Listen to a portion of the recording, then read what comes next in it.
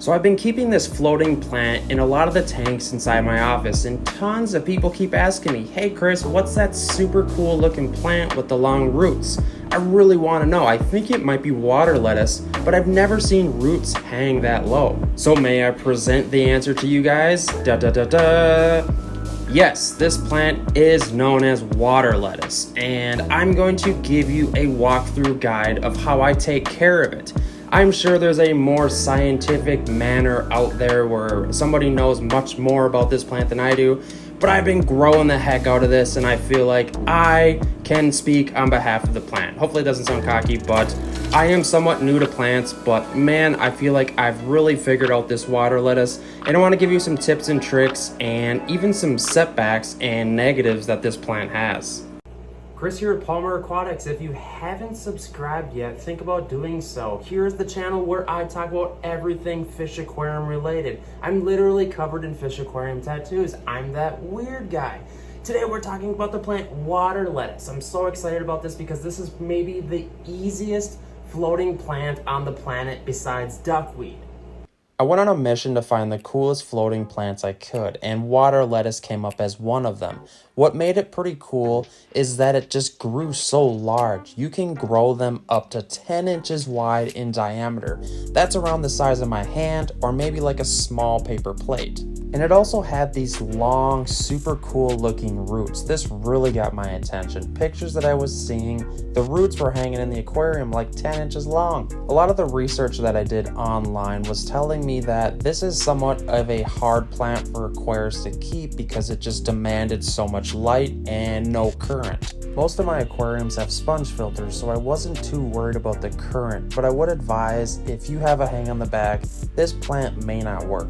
So the two biggest factors to keeping aquarium water lettuce alive is the amount of lighting and water current. What I tend to do is put my sponge filters on the very side of the aquarium.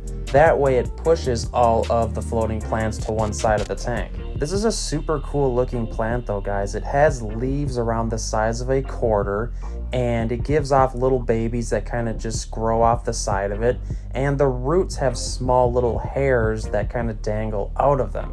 I'm just absolutely fascinated with how this plant looks. It is also commonly called water cabbage in like the pond scene because it does feel like cabbage. It is also said that water lettuce grows a lot better in your aquarium if you lower the water level a bit, because this stuff does grow outside of the water. I wouldn't say that you need to lower it a lot, but it does help. You can see the roots, guys. They're just so like it gives your tank an awesome look.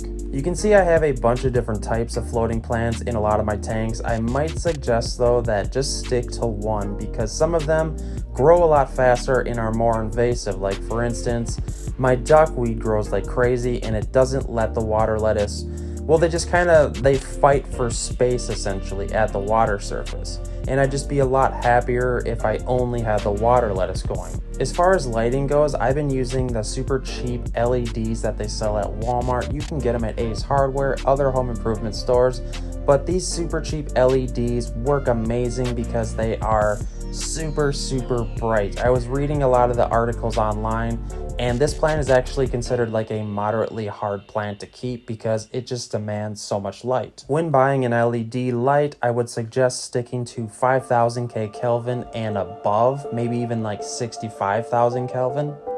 As far as fish are concerned, I have found that if the fish leave the roots alone, it's going to do fine. But either the fish will eat the roots or else like larger cichlids will kind of just pick at them and destroy the roots.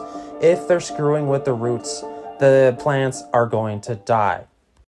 So here's a 6-foot tank full of water lettuce and in its glory. One of the tricks that I do is I put the sponge filters in one of the corners and I put them both right next to each other so that when the bubbles float up, it pushes all your floating plants into the remaining space left of the water surface in your tank, and it works out quite well. So with water lettuce, we need a super bright light. This is a 5K lumen shop light, and it is so bright. And you need to be careful of your surface movement. If you have a hang on the back, you can maybe position it on the side. I've also done that. Actually, there is a hang on the back. What the heck am I thinking? I run that from time to time, and it does not kill the water lettuce. But if you have too much water flow in your tank, floating plants don't like that. And I don't know what else to tell you guys. It's literally that simple with water lettuce.